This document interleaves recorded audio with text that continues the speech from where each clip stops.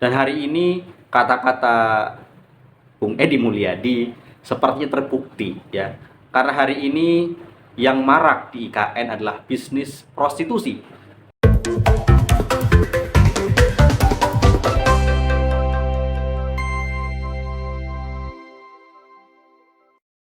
Assalamualaikum warahmatullahi wabarakatuh. Kembali lagi di Kabar Politik. Nasib pembangunan ibu kota Nusantara semakin tidak jelas.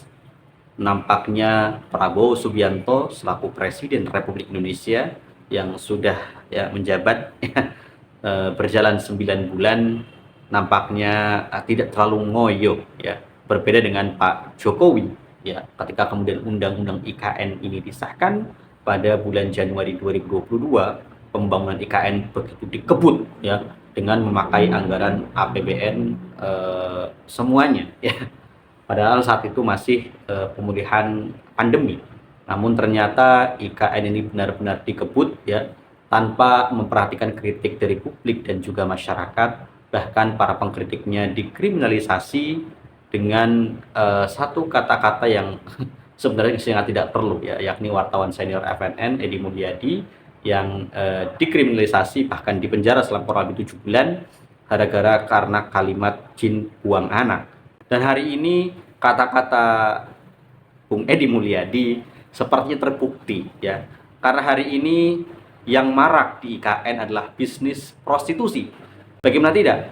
Bisnis prostitusi marak di IKN ya. Bahkan harganya pun lebih tinggi dibandingkan daerah-daerah lain. Bahkan para pekerjanya pun berasal dari luar kota, bahkan dari luar pulau. Luar biasa ya. Bukannya kemudian yang segera dipindahkan adalah para ASN yang nantinya bekerja di IKN, dan memang sudah ada ASN-ASN yang pindah ke sana, terutama yang bekerja di badan otorita IKN ya. Kemudian para pekerja proyeknya ya, pekerja yang membangun ya bangunan-bangunan di IKN juga pastinya menjadi banyak di sana ya, yang menjadi pelanggan. Ini cukup menarik ya, dimana kemudian banyak sekali ASN yang dikatakan menjadi konsumen dari PSK-PSK yang datang ke IKN ya dengan menggunakan aplikasi semisal dalam berita dikatakan ya micet dan lain sebagainya.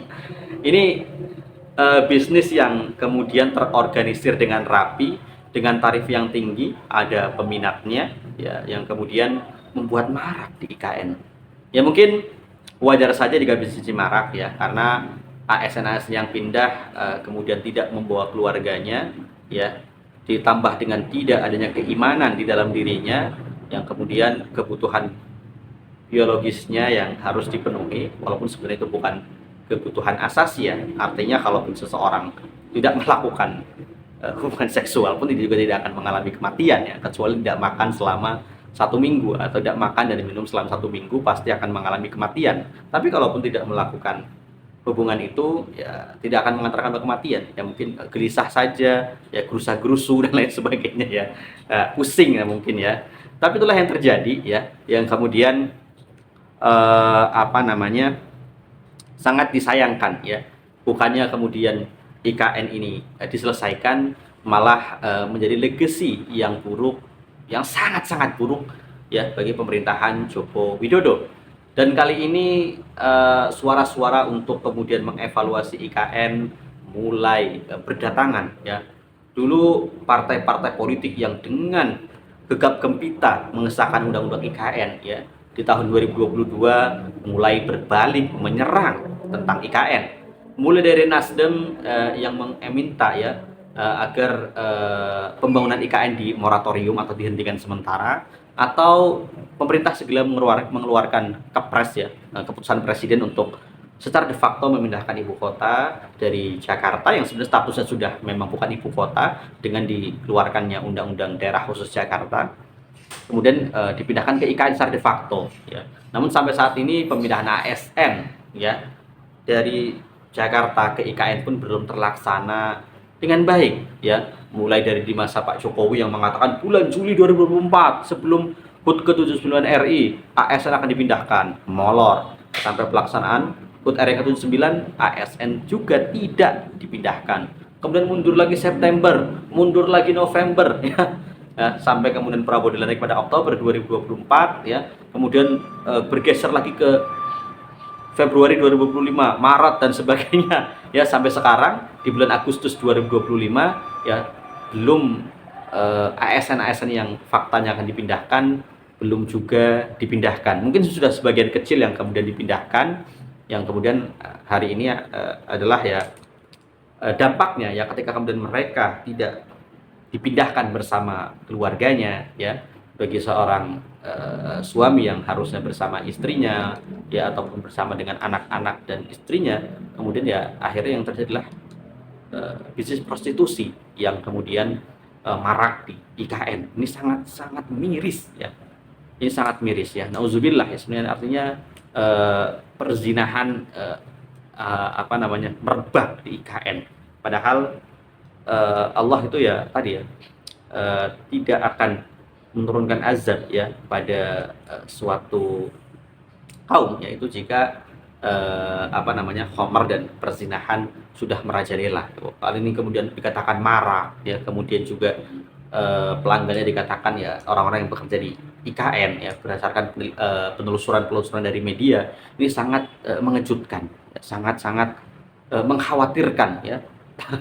Ya, bisa jadi Hambalang Jilid 2 akan terulang kembali di IKN Nusantara. Ya. Kemudian juga beberapa partai, semisal partai Golkar ya, yang menyarankan untuk tadi ya segera mengeluarkan kepres ya untuk memindahkan ibu kota secara de facto.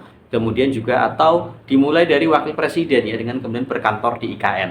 Ya, kalian setuju ya? Bagaimanapun IKN adalah legasi politik yang cukup besar ya, yang ditinggalkan oleh Jokowi selaku ayah ya dari Gibran Rakabuming Raka, wakil presiden saat ini, yang seharusnya memang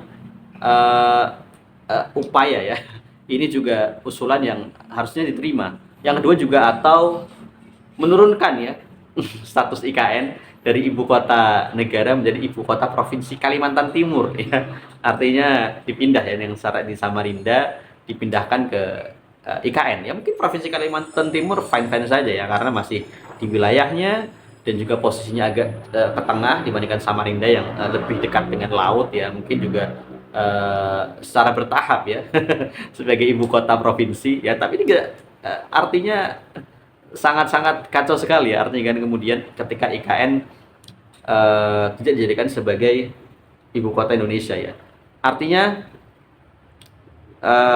kritik-kritik yang dilontar oleh publik selama ini memang tidak pernah didengar oleh pemerintah ya.